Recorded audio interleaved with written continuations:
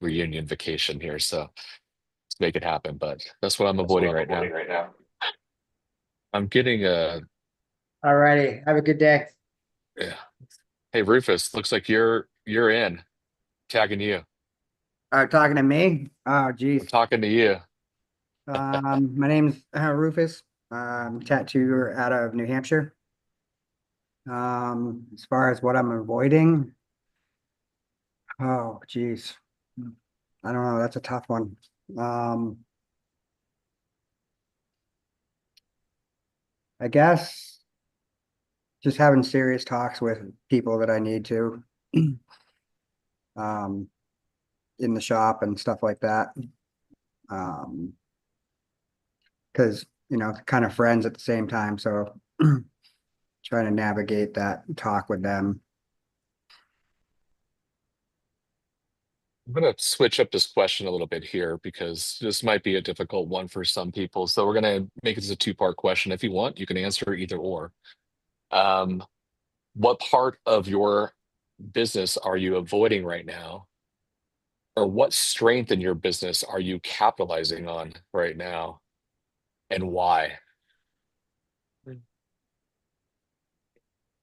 So Rufus, you already gave us the one. You want to pass the torch to somebody else? Yeah, I can do that. I'll go with New York. As far as I'm New York, I'm in the Seattle area. Um, as far as avoiding goes, I hope God, I hope I'm not avoiding anything. Like I'm still so new to this. We're only about 6 months into this whole shop, um, and not just being in a small little room by myself. So I'm hoping I'm not avoiding anything, but I'm still just trying to play the whole I don't know what I don't know, so I'm trying to find out game. Um, so yeah, I'm hoping nothing. Maybe like buying a rug. I'm avoiding buying a rug right now. It just feels unnecessary for the common area. But yeah, hopefully nothing. I don't know.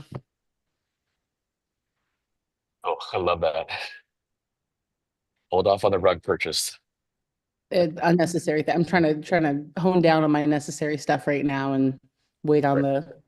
the do the whole triage thing. I Are think you this is a still lesson a lot of avoiding people can walking learn. the dog? What? Did you avoid walking the dog? Or are you This morning I did not walk the dog. No, I just let her outside. But astute of you to remember, Gabe. Thank you for that. I'm gonna call on Gray. Hi everyone, I'm Gray and also based in Seattle. Um, as far as the question, I didn't come prepared. Um, but similar to New York, I'm also hoping that I'm not avoiding anything. Really trying to do my best here to not fuck with the IRS. So, just kind of have that going for now and, trying to figure out how to make my business better as for at the moment. Yeah. Thanks for sharing. Go ahead and pick on somebody, Gray. Sure. Let's pick on Sarah. Hi, I'm Sarah. I'm also a Seattleite. But yeah, I think for me, I've really been avoiding my social media. I've been pretty lucky to have just a lot of clients that I've had over the years, and I don't really put a lot into broadcasting myself. And so I think that that is really the big one of regularly putting myself out there and not just being, the hidden gem tattooer in my area. Mm, that's awesome. Thanks for sharing that one. Sarah, pick on somebody.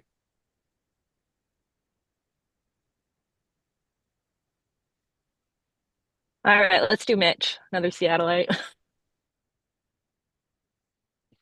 Hey, I'm Mitch. I'm also from Seattle, from working out a True Love Tattoo in Capitol Hill there. Hi.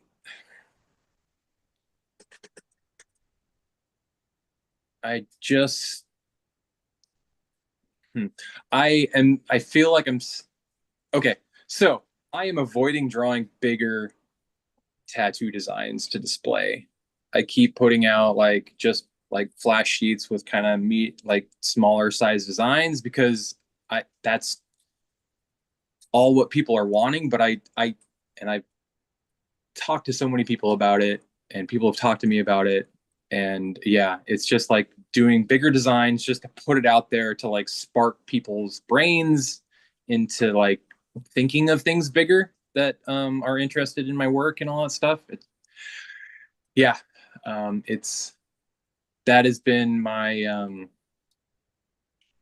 yeah, bugbear as of late. So yeah, and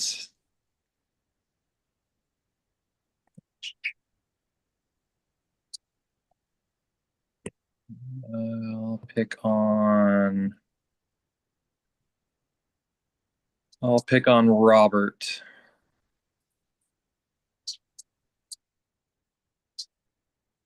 All right. Robert, I'm in Olympia, Washington.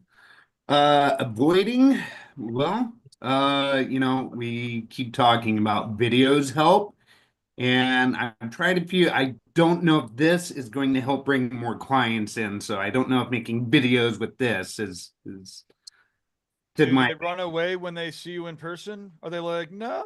well, they usually marvel at the head, like clients are always curious, why is it so lumpy? So, yeah, I don't know. Maybe I need to invest in a good hat collection before making videos. But yes, that's one of the things I have been avoiding.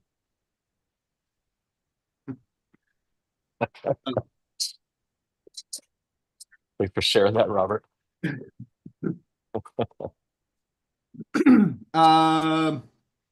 James.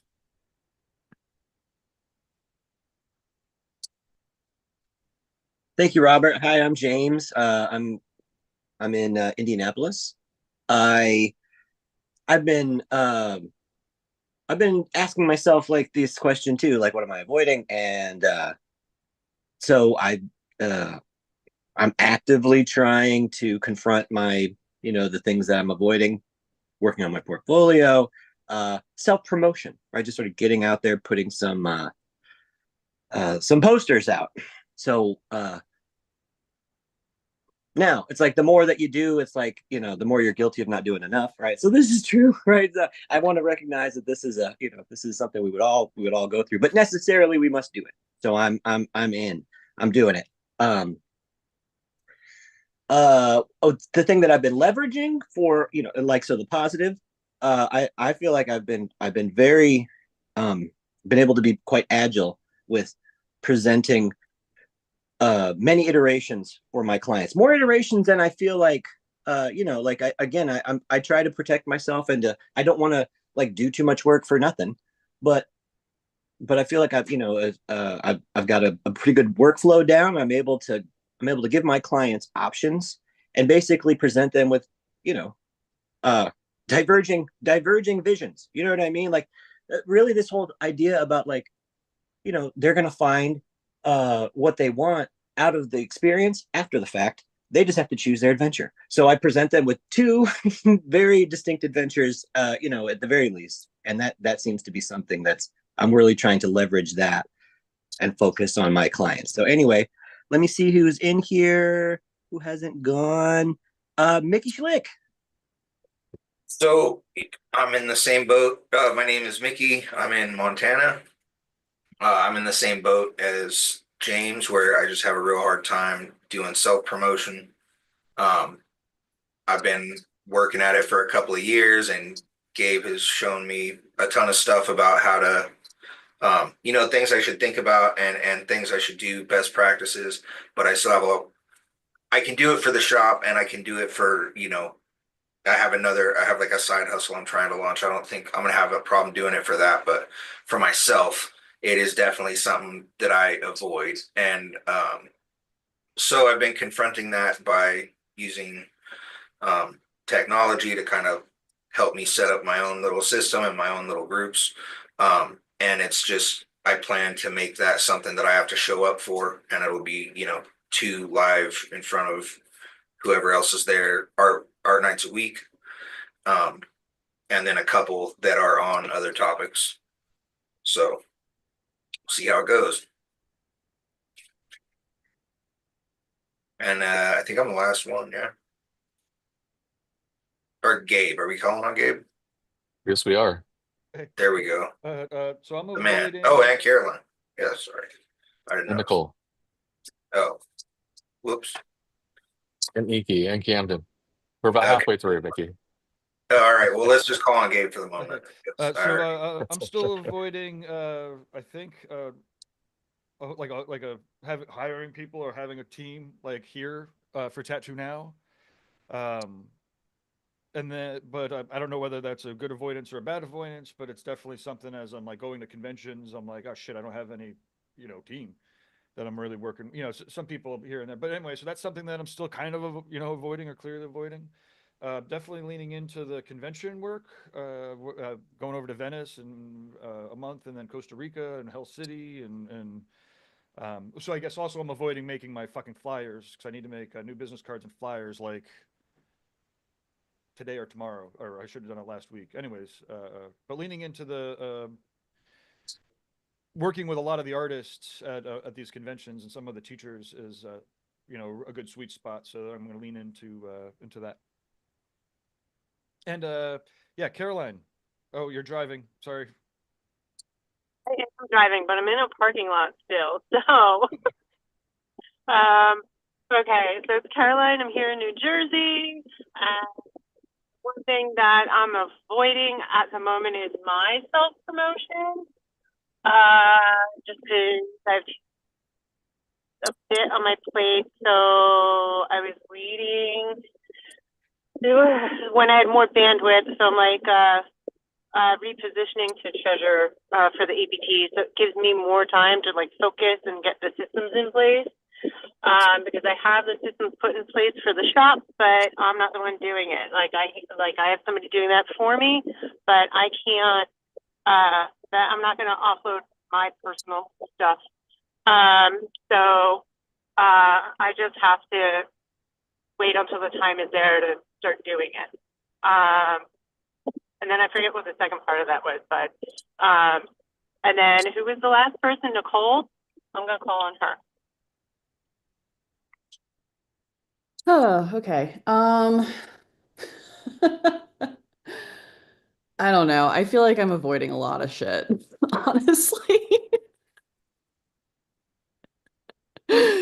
I'm like, I still haven't filed my taxes. I did an extension, but I still haven't even like, I don't know. I just feel like I just don't want to do it. I don't want to pay taxes. I don't want to do it. It's bullshit. And then I'm also like avoiding having like consistency. Like I don't think I've put out a newsletter in like 6 months. And I used to be very good at that. Um, but I feel like part of that is like part of that struggle is the majority of my newsletter is back in Rhode Island and they're not even here. So it's like it feels like shouting into the void. Because for those of you who don't know, I'm in Arizona. So that can feel not important for that reason. I just feel like I'm like avoiding getting myself organized. Like I used to be really good at keeping up with staying organized and like, oh, getting pictures put in folders right away or like staying on top of stuff or having like a schedule for administrative stuff. And I've just really just fallen off of it hard. And I'm just kind of like letting myself go with the flow and being like, if I get to it, I get to it. If I don't, I don't. Um, but yeah, I think it's just avoiding the boring stuff that I do not want to be doing. But on the other side of things, something that I am proud of is I did meet with the Sedona Chamber of Commerce last week. And I'm looking at getting involved in cross promotion and marketing with them. So, and it's only $1,000 for a year. Mm. And they get you eyes on like over 3 million people annually. So, and I really only need 100 people. I did the math the other day. I only need 100 people to do my specific intentional service a year to like really kind of like explode my business. And so 100 out of 3 million, great. That should be easy, right? That's awesome, Nicole. That's my rant. Who hasn't gone? Who should I call on? I don't know who hasn't gone. I think we have Amanda, Inky. Amanda. Amanda wants to go. I don't want to go. Just waved. Um, I'm sort of avoiding like everything lately. It's hard. I think I've fallen, like what you're saying, I'm sort of like falling down. You know? I don't know. I know there's some sort of change that I need to do, and I'm not really sure what it is. So I'm scared to change shops because of everything that I've gone through. It's been really hard, and I'm not getting emotional. But yeah, I don't know. On the upside, I'm still doing it, so there's that. So yeah. Thanks for sharing. Inky. Yeah, I think it's me. The biggest thing I think we're avoiding right now is hiring. We have an open booth, but honestly, with the last person we let go, it just wasn't a good dynamic. And I think everybody's really just kind of comfortable in being themselves right now. And I'm also in the process of rolling out a refined workbook for the studio. So I kind of want to have all those things established and organized before we bring something in as well. Oh, and I'm in Arkansas. For sharing. We got Camden, one last person here. Hey, my name's Camden. I work in Olympia, Washington. Right now, what I'm definitely putting off is like designing my convention banner and new business cards. I've been wanting to do it for about a month now, and just haven't found the correct time, I'd say, to do it. But I want to definitely get it done this week. So.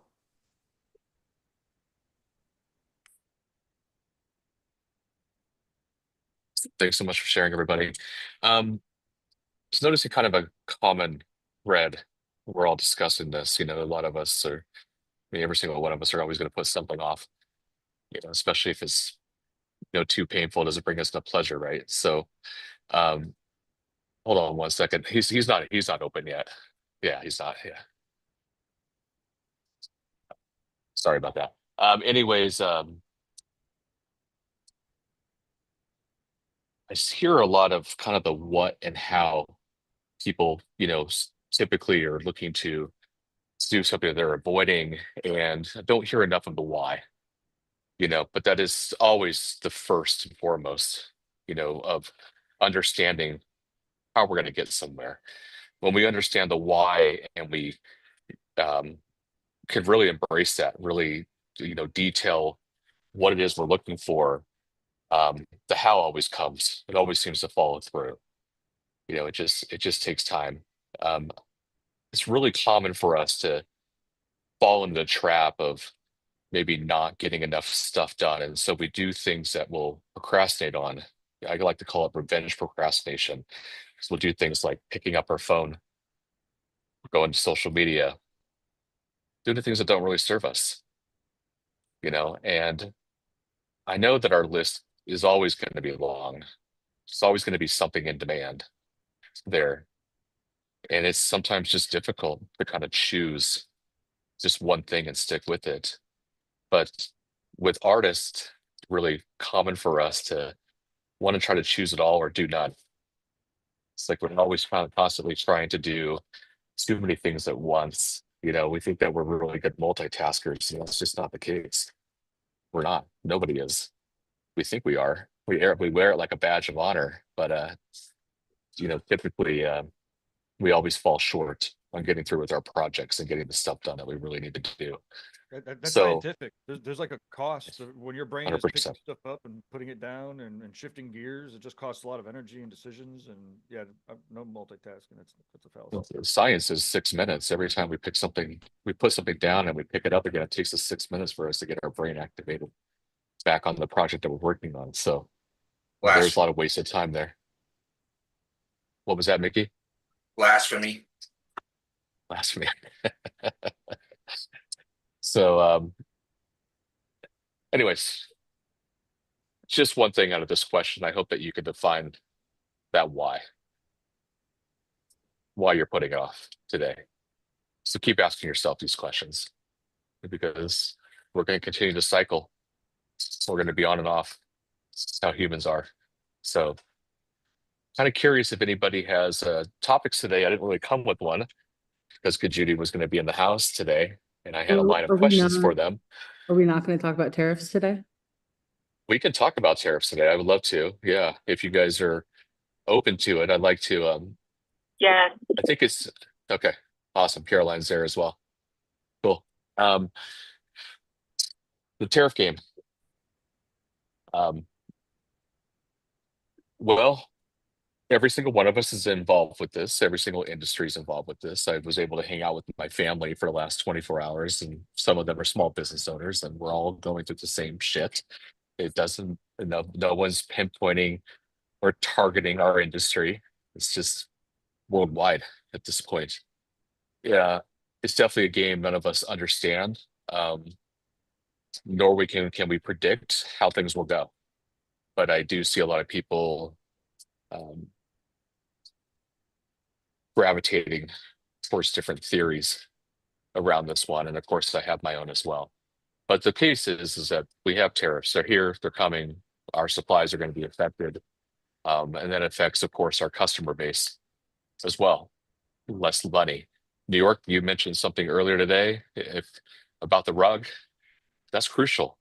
Really understanding if is it necessary at this point.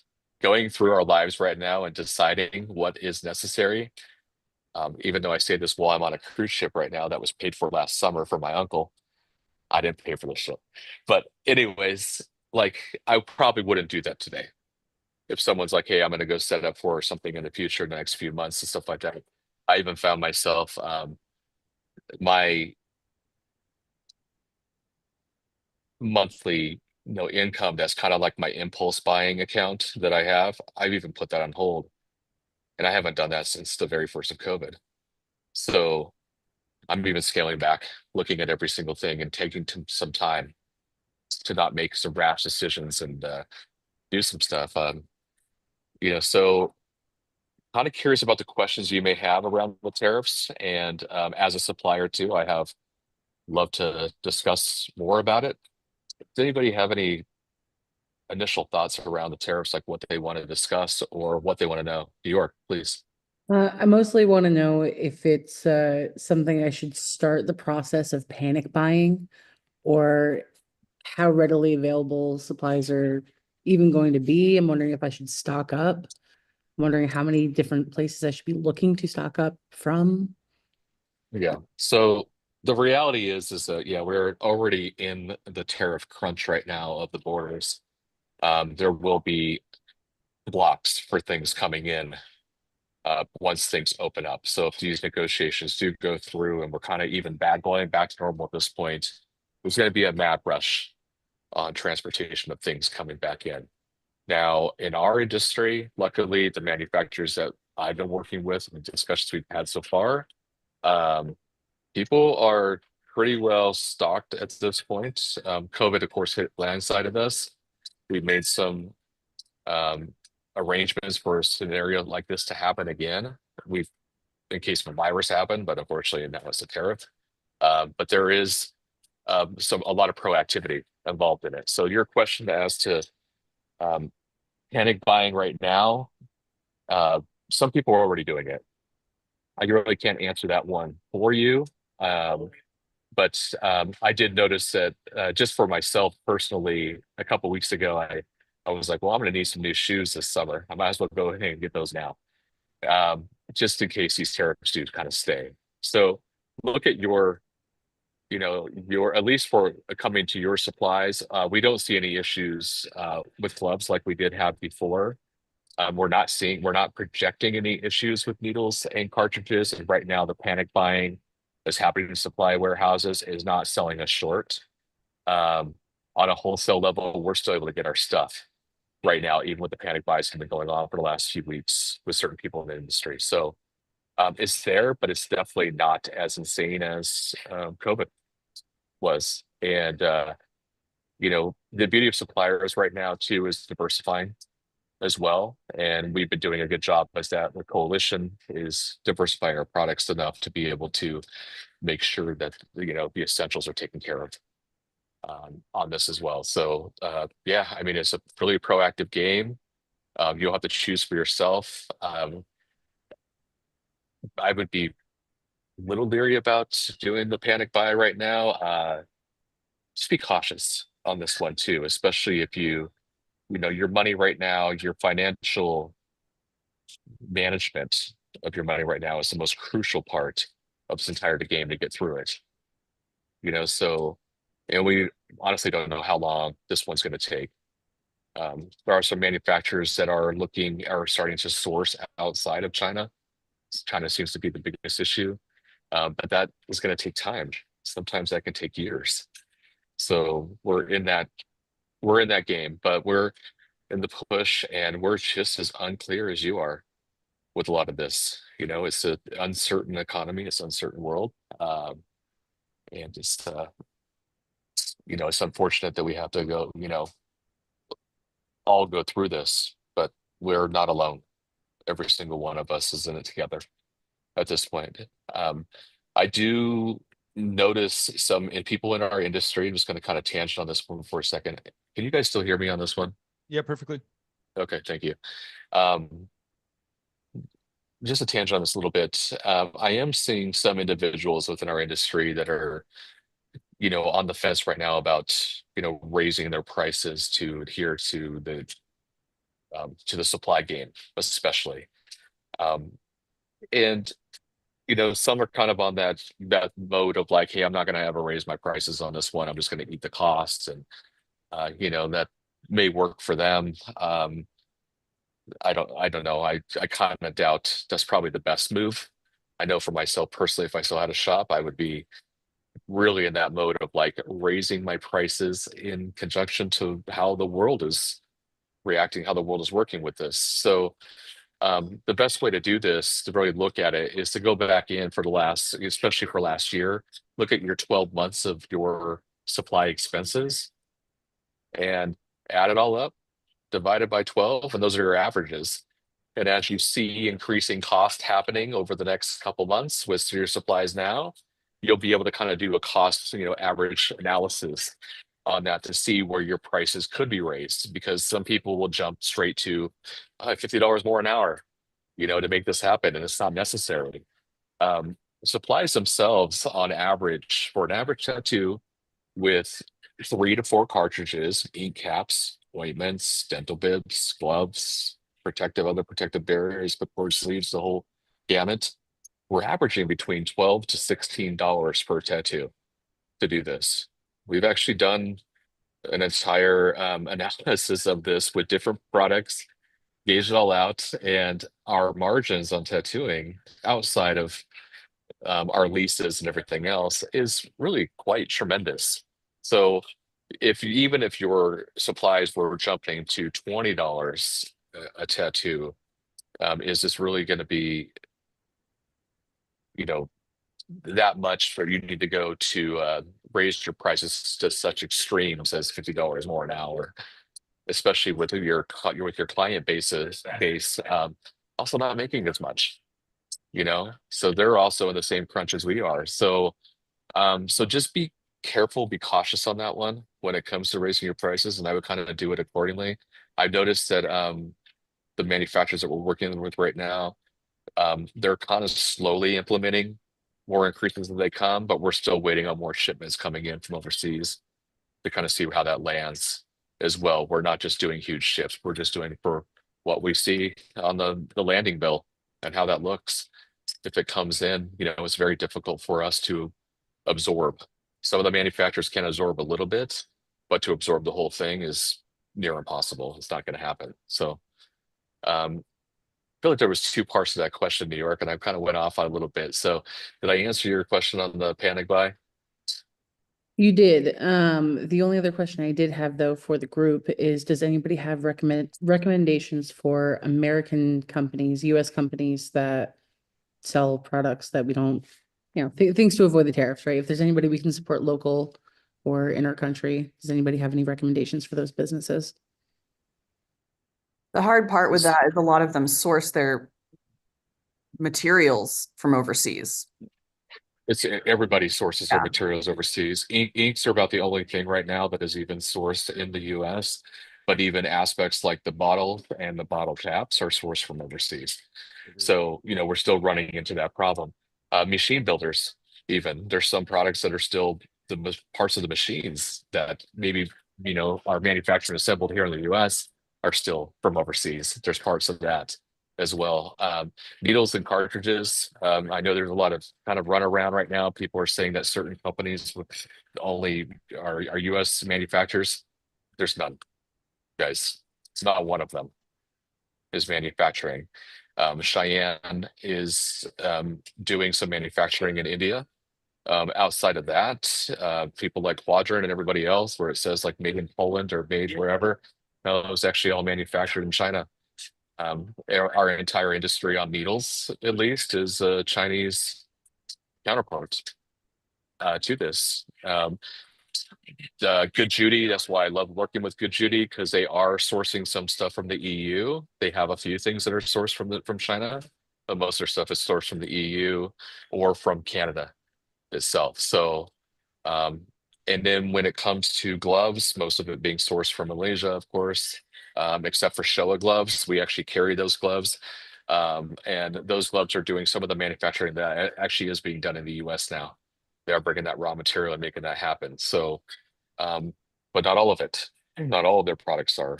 So, so anybody out there who's saying that any needle cartridges are made in the US, yeah, sorry, it's just not happening. Do we know when the shift actually happened from outsourcing the manufacturing? Like, how long ago was that? How long have we been reliant on this? Early 2000s. Smitty's Supply, that became Kingpin Supply, was one of the first ones out of the gates. Papillon back in the day, back in the 90s, they were also out of the gates, and they were US manufactured. Smitty's themselves, even when they switched over and they sold, they became Kingpin right away. It was about dropping cost, of course, and the manufacturing of these needles and stuff like that too. It's cartridges I've never heard of it ever being manufactured in the US. But the needle on bar itself, I mean, this is pre-cartridge game anyways, has in the last almost 25 years now, it's been all overseas at this point. Some of the old dogs kind of kept on for a while, but they've all eventually just submitted and went over to China as well. So they just have the manufacturing in place, the attention to detail, the aspects. The difference between the game of these manufacturers is that is the quality control behind it. So it's like, okay, you can maybe have a manufacturer who's doing multiple cartridges for different brands, because I do know who these people are, but their quality control behind their product is the difference. So it's kind of like how Black Claw was one of them as well. Black Claw also is somebody manufactured in China, but they use a Japanese corporation for their quality control. So that's kind of the difference in the game right now as well. So hoping that answered a little bit for you. Medical itself, a lot of that stuff is overseas. We do have dental bibs, exam sheets, stuff like this. These products, they are actually manufactured in Wisconsin. So like the products that we carry, some of that's there, but US is really hard to get. The suppliers that the manufacturer suppliers out there, they just all have such a wide variety of stuff. So yeah, hope I answered that question as well, Nicole. Yeah, no, it's like it's just one of those things because I keep feeling like this is just a giant wake up call with just how much collectively we have been outsourcing everything. Yeah. And most of the time it's all slave labor and child labor anyways. That's not entirely true. I used to feel that way. I used to think that way 10 years ago as well, but that's where the quality control companies have come into play and they actually do keep them accountable. So like when I started working with Workforce Irons and stuff like that too, they were actually over there in China. Some of these people are just outsourced. So some of the new dogs on the block that just kind of come in, they don't go over there. They go see the process. They don't look behind the curtain. But the ones that I have seen behind the curtain, and I've actually seen the videos of the walkthroughs and the manufacturing and stuff like that too, people making good livings. And no, it's not child labor. It's actually, when it comes to needles and cartridges, it's actually mostly women. It's younger adults and up to older women, but it's mostly females that are doing it, that are over there. But yeah, I haven't heard of any child labor on that end, except for there was a glove company there that was popped a few years ago, with Bolt gloves, and they actually hit them pretty hard, and they were doing some child labor as well. But they've had to clean their act up, of course, accordingly. But I have really loved the fact that there are people in our industry that care enough. They've actually gone over there and done that. That's Black Claw, Workhorse Irons, Yeah. they give a shit. So um, yeah, there's that. So um, I think this is part of it too. Like when you're saying this as well, it's also being, a lot of us will think a certain way, or we'll hear a certain thing in our industry, and we just attach to this like this is the truth. And it's like you got to question it. You have to question it. And if you're really questioning it, ask the manufacturers, talk directly with them. I would never ever be working with somebody who was sourcing product to that degree. No way in hell. I have children. I'm not going to support that by any means. No, and we would really call them out at this point. So,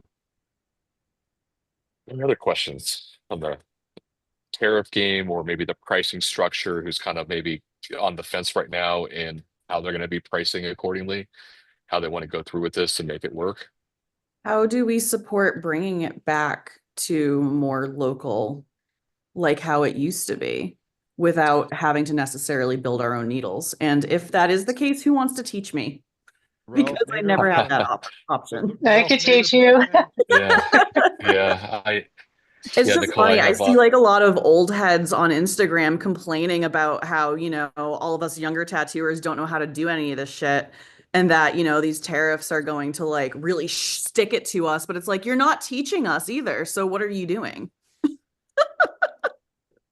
I'm an open source with that. I'd even Yeah, love to that's do that great. as well at my locations. So especially with, if you're professional and you're doing things right, you want to learn how to make needles, let's do it. I haven't done it. I haven't hopped on any solder flux in Do quite a a while. seminar. So yeah, do a seminar on it. But needle making itself, I do have all my old school jigs. I have all of my loose needles. I have I do tons too. of it. I have tons of it, and I'm sure, yeah. So some of us, we still have that in our stockpile, but that's needle on bar. The cartridge game is a little bit more difficult. Yeah. And I did look into this. Don't get me wrong. In the last 10 years, Coalition has looked into getting into cartridge and manufacturing in the US and doing this. All of us have. And it is so insanely expensive that people complaining about a $32 box of cartridges are going to be looking in the upwards of $90 to $100 to have that produced in the US. And it's just like sourcing that product here is super, super difficult. We just don't have the infrastructure for it right now. And our labor costs, of course, being where they're at, and the resources behind it, it's just a really difficult road. And don't get me wrong, I keep every couple years, I'm like, oh, I'm gonna go test the waters here, hit up who I can on Thomas Registry and try to see who's interested in doing this. And the buying cost and the amount of what it is in the end, it's just like we just can't make it happen. Especially when you guys are so used to, around $30 boxes of something. I start putting a $90 price tag and just say the made in the USA on it, I'm going to have a really small percentage of people even maybe interested in that. So how do we reset to bring it back? maybe someone has an uncle out there that has a manufacturing company that wants to make it happen and just focus directly on this. I think somebody could do it really well, but it's going to be a long and tough road to get there. What about someone like Uh, Ray Webb? I'm sorry, come again? Maybe somebody like Ray Webb. Neotat. Yeah, I mean, everybody, I don't know. I haven't talked to Neotat, so I don't know on that one. It's Structural change. I can. What's that? It's like a structural change. You can't just like have a company that's like, I'm going to start manufacturing shit in the States. It's like you need to. No, The no, it's federal government has to have trade policies that are favoring and that are truly protective. Yeah. In a consistent, predictable way, right? The good old red tape. the red tape. Yeah. Well, it can happen. It would just have to come our new normal that things are going to be a lot more expensive to make it happen. I would love to see it come back, Nicole. I really would.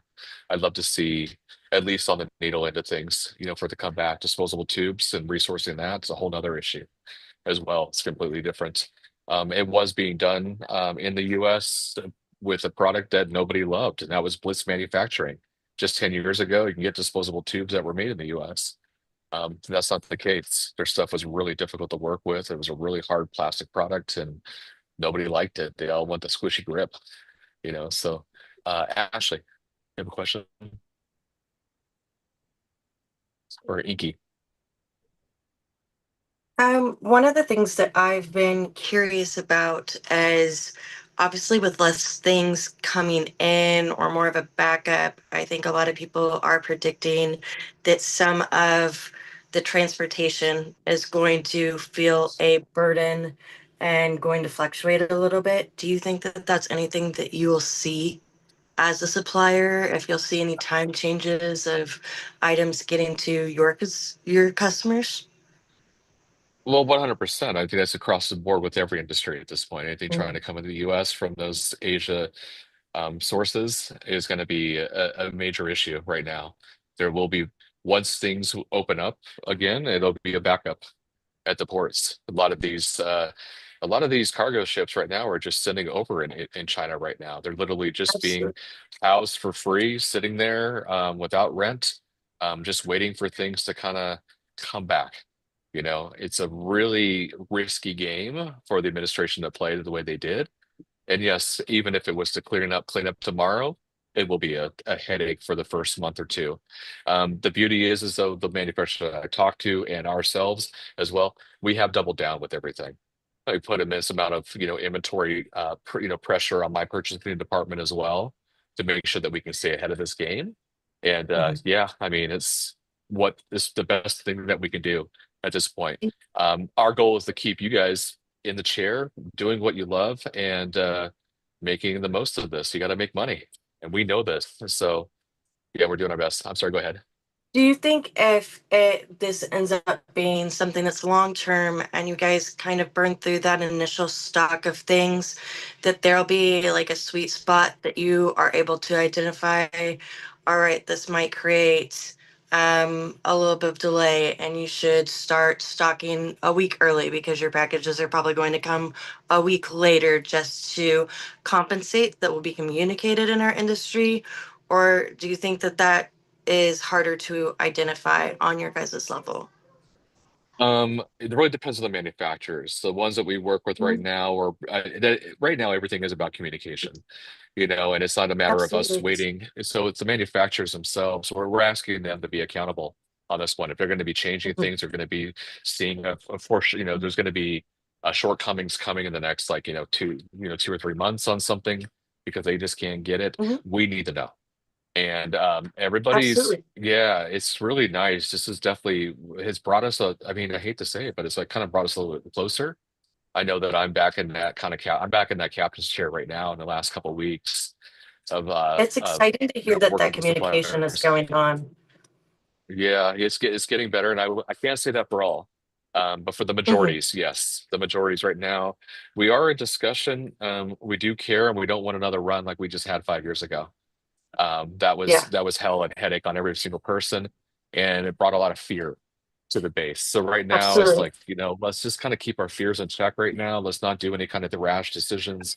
And if we can just I wouldn't say wait it out, but just at least be proactive. So proactive for you means buying a few more Yes. boxes of needles and gloves, or cartridges, not so much gloves, but cartridges, then do that. Mhm. Of course. Get into that right away.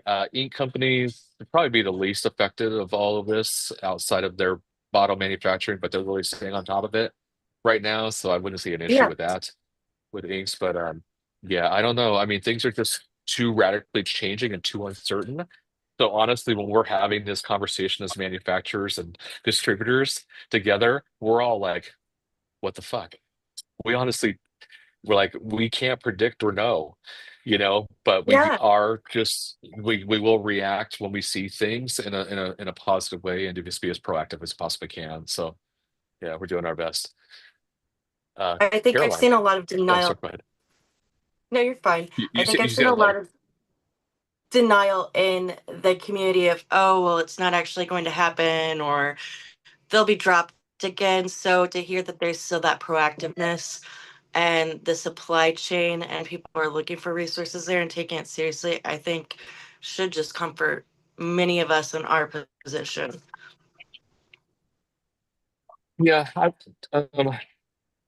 was, forewarning you, just please don't jump into the fear factor that a lot of people jump to. Absolutely. The theories and that and stuff like that too. That's just going to zap your mental energy and it's going to really play havoc on your mental well-being. And I want you still to Mhm. be able to be present with the artists and with the clients that you're working with. So um yeah, for right now, like just choose accordingly. Your panic buying because of fear and stuff like that too. Just check in a little bit. It Talk to your causes a lot friends of or problem. 100%. Yeah, totally. Mhm. Right. Thank Caroline? you. Yeah, thank you. Do you know who was manufacturing needle bars and the pins like back in the day? Like, A lot of that stuff was for us, well, me back in the day, back in the early 90s, we got a lot of our stuff through Papillon. Um, and then of course the National Supply that just went out of business as well. yeah. They had a huge stockpile. So I was like, actually a couple of years ago, I was just like, I bought the shit out of everything they had in their warehouse at that point. And my crew doesn't understand why I'm sitting on so many cases of shit like that. Yeah. But that's just me. That's the old school of me. Um, the needle bars right now, I don't currently know of anybody who is manufacturing that here in the US right now. I don't know. It's going to be a lot of the old school guys that just have like access to it. So I don't know. And then the loose needles themselves, that was all manufactured in the UK. So a lot of that stuff is Okay. just European product, all the loose needles. If you're still working with oils, yeah, I mean, it might be worth looking into, but if you don't know how to make needles and stuff like that too, I think it'd be good for us to have needle making, Oh, I know how to make seminars and stuff needles. like that. Yeah. I I know make you my do. Yeah, apprentices. Yeah, I make my apprentices make needles. yeah, awesome. Cool. Yeah. They're like, so you can appreciate the cartridge system. Yeah, So Nicole, I'll teach you how to make needles. yeah. So, And that's the problem yeah, with the cartridges is the housing themselves. Like that's yeah. getting those manufactured in the US is extremely impossible. Well, it seemed impossible. Anything is really possible at this point. But the manufacturers I've talked to that are doing the needles right now too, they're trying to look for other sources. So we've been really looking into, South America as well. Mexico was definitely on the table there for a while. But we're looking for other sources right now. We're not trying to be so reliant on China. And this has actually been in the works now for years. It's not something that's just overnight. We're just doing it now. So, Nicole. All right, so I guess like one of the questions I was having is like, do we have an estimate of what the markup on these supplies is actually going to look like? Like, how does that actually work into our bottom line if nothing changes and we are still taking these imported goods from China? The ones that are going to be affected probably the heaviest right now, and this, of course, is just speculation at this point. It's just the ones that are directly coming from China. So needles and cartridges. That's the markup on that right now. Well, what's the tariff at right now? I don't even know. I couldn't even keep up with it. It's been all over the place. So what are we at? 145% or 125%? Does I anybody think it's know? 100. I think it's 145. 145. Okay, so I don't know. I That's see less than That's I not said. off the retail price. That's like isn't that at like whatever it gets imported at? Like, yeah, it's imported. So there's a possibility that this is looking to be carried over. You yeah. know, could it be potentially a $30 cartridge turning to 60 to $70? Oh, most definitely. If this stays here. You know, granted, there's talks from the Orange Man that there's more negotiations happening right now. It's not sustainable. I know that like right now, the administration, all their billionaire friends are like, hey, what the fuck? Like you can't, this is not going to work for us. This is going to be destroying our businesses too. You know, so I think it's just going to take enough pressure right now to realize this is really a dumb choice and dumb decision to make. And it was way too risky to place this role on not just our country, but the entire world. You know, it's not just affecting us, it's affecting everybody. So, Caroline. The investor people are like having a field day with this shit, but these are the people who are targeting specific industries and stuff like that. Certain investments. Like I was sitting through a webinar on this and whatnot, like sort of half listening to it, but like and sort of getting disgusted because like they're like, oh, then you got to target this if this is what they're doing with the tariffs and blah blah blah blah blah. And then one of the things that they were saying is the reason why this is happening is because America's going bankrupt. So that's why like this is the correction to like get us like out of bankruptcy. But it's like when you're, but like I'm so glad that, Wall Street or, the people benefiting off of Wall Street are talking about, where like small businesses could potentially like go out of business and people losing their jobs and stuff like that because they're making their costs of operating unattainable, So I don't know. It was a very, very interesting perspective. And then I just had to stop listening to it because I was like, this is sort of ridiculous. Because it was just like about how I, as the individual, can benefit off of this chaos and this, damage. And yeah, so I don't know. Like, I don't know enough about like Wall Street and investing to um, go and analyze what they were saying any more than face value for what they said. Yeah, that's a really difficult one, especially when it comes to, there is an investor game involved with this. When anybody who's that's the game of investors, they're going to profit off of somebody else's misery at some point. That's why the stock market, when it's so volatile like that, people are doing major sell-offs, that's in somebody else's advantage because that's who's buying at this point, So the investor game itself, and economists even, if you listen to economists these days and stuff like that, they're all over the board. They really know. Everybody's really kind of unsure of this. I take in quite a bit of it. I definitely look at the Business Insider, listen to different economists right now. I think out of everybody right now, I really enjoy Ezra Klein podcast, who brings in probably some of the best economists out there. If you haven't listened to Ezra Klein, please do. Very unique and intelligent individual who's really kind of putting a lot of focus on this, especially on this. So if you really want to understand and go down the rabbit hole, I do advise those podcasts with Ezra Klein. Outside of that, stuff like that, just stay away from sensationalized media because that's just gonna fuel the fire for fear. At this point, you're not going to be getting any reliable sources on Fox News or CNN by any means to make your decisions here. But keep having the discussions, and we'll have them here. And I'm here. I'm willing to, if anybody here is just in this like paralyzed moment of like, I don't really know what to do, please just get on an assessment call with me and go to my website and just do it. We'll do 30 minutes for free and we'll just have a talk with it. Okay. I'm not charging on this. I just want to make sure everybody here, at least in the room, is, is making good choices and not ruled by fear and able to still produce and be creative.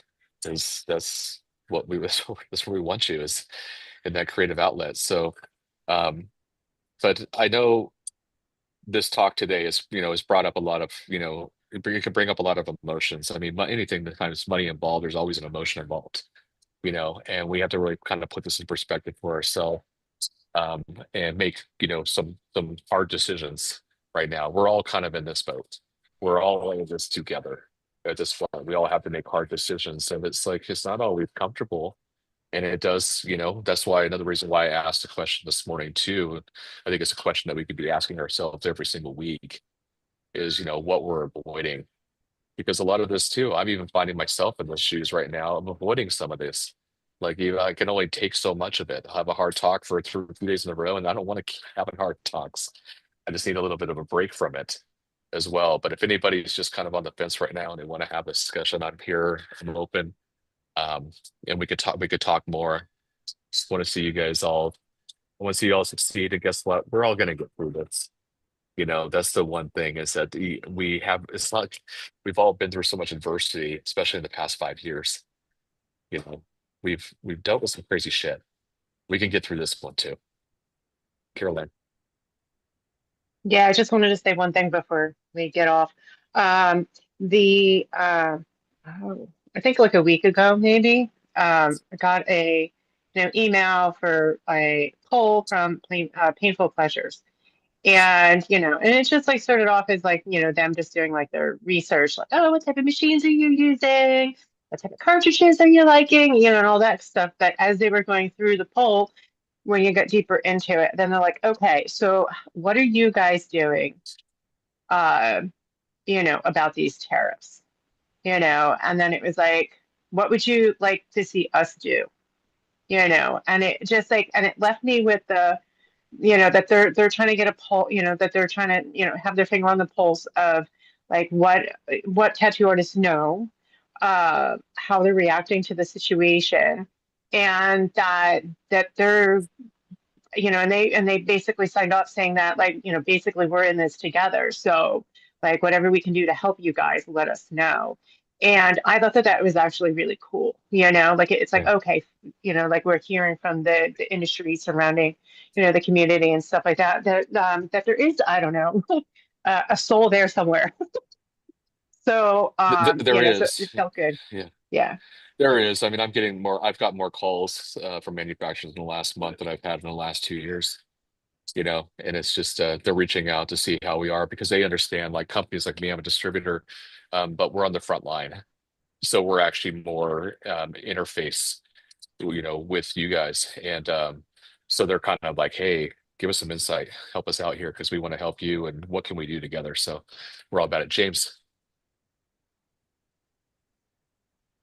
Yeah, thank you. I'll just let me see if I can lower that hand. Okay, so don't forget. No, thanks.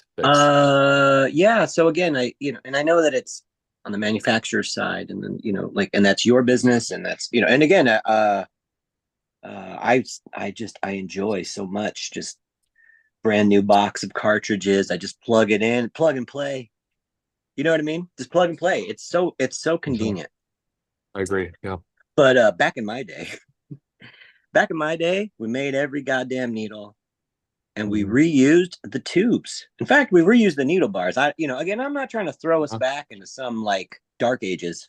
You know what I mean? But I'm just saying, it's like we're resourceful, and I feel like the pivot to support us. If you're asking about tattoo artists, what are we going to do? You know what I mean? It's like I think again, resurrecting all that economy, which it was an economy of material, because that's exactly what, it was like there just wasn't available. Nobody made needles, right? Disposable tubes. Are you kidding me? You know what I mean? This has become our, it is superior on many levels, the disposable tube, as far as like safety goes. However, this was not the practice. This was, I think would have probably been obscene if you know what I mean, if sort of suggested years ago. I'm sorry, it just would have been obscene, the waste and all the rest. So I'm not trying to be on a soapbox. I think it's just more or less like I'm just thinking about stuff. How do you support us? I think supporting, so the education piece. How do we, how do you clean the tube and then sterilize it properly? How do you make the needle to be of the highest quality so you can get the desired results? These are things that like the old heads, know how to do, and we can help you. We can help each other. but again, I worry. I guess I worry that like the maybe the days are over of some of this, some of this manufacturing, the luxury and entitlement that we have all been sort of like we've been seduced into. And again, if somehow there's like, well, that's what being a pessimist is about, like, because miracles can happen, right? And then it's like, so sometimes you can be overjoyed, right? Maybe the ships start coming back. Maybe the ships come back and they're full, and and we'll be a little wiser for the wear. But as far as like doing what we do in after the end of the world, how are you going to do it, right? I don't know, people tattoo. So anyway, again, it's not about like, make tattooing illegal again or any of that shit. Just recognizing our strength as being cockroaches, right? You can't extinguish us. You know what I mean? And that's the sort of the thing. And I guess I would love, I do want to keep the emphasis on safe practices, best practices, in the face 100%. of, potential supply disruptions and the like. So anyway, and I don't want to see people reusing stuff, which, you know what I mean, which I guess what. So anyway, that's it. I just wanted to mention it. Like, there are safe ways to go about this. The economy of our, again, your time. It's your time. If you made that needle, you might dip it in the cup a little more carefully so you don't ding that motherfucker. Anyway. Yeah, thank you for that. You're right, James. I mean, we are resourceful. We're extremely resilient too, especially coming off of what we just went through. Um, we're gonna make it through this. If I had an ounce of doubt and stuff like that too, I wouldn't even have this conversation. 5 years ago, I was much more fearful than I am right now, going through what we're going through. And especially, I think, as was mentioned earlier, because of communication. The communication has gotten better, and also we've made some great plans on the back end. We understand as, I'm not a manufacturer, I'm just a distributor, but as a distributor, I was able to get right with my money to be able to get ready for situations like this. So my bill of landing comes from overseas and stuff like that too. And my bill is this, and now it's this. I was ready for that, and I am ready for that. And I want you guys to be ready for this as well. So this is also an important lesson when it comes to our own finances.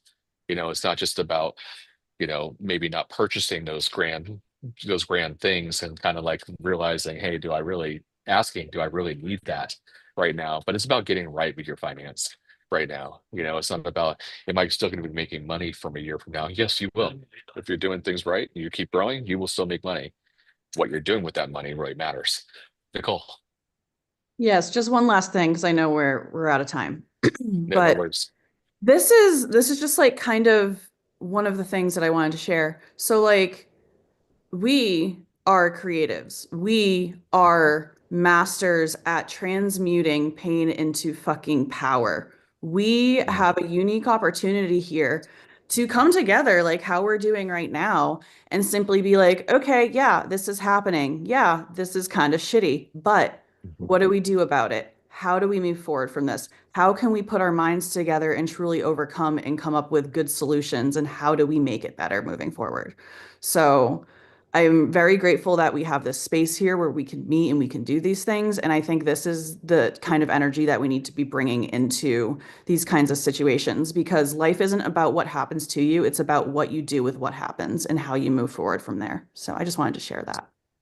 You know what? We're going to leave on that note. Nicole, thank you so much for that. Yeah, That no was problem. absolutely beautiful.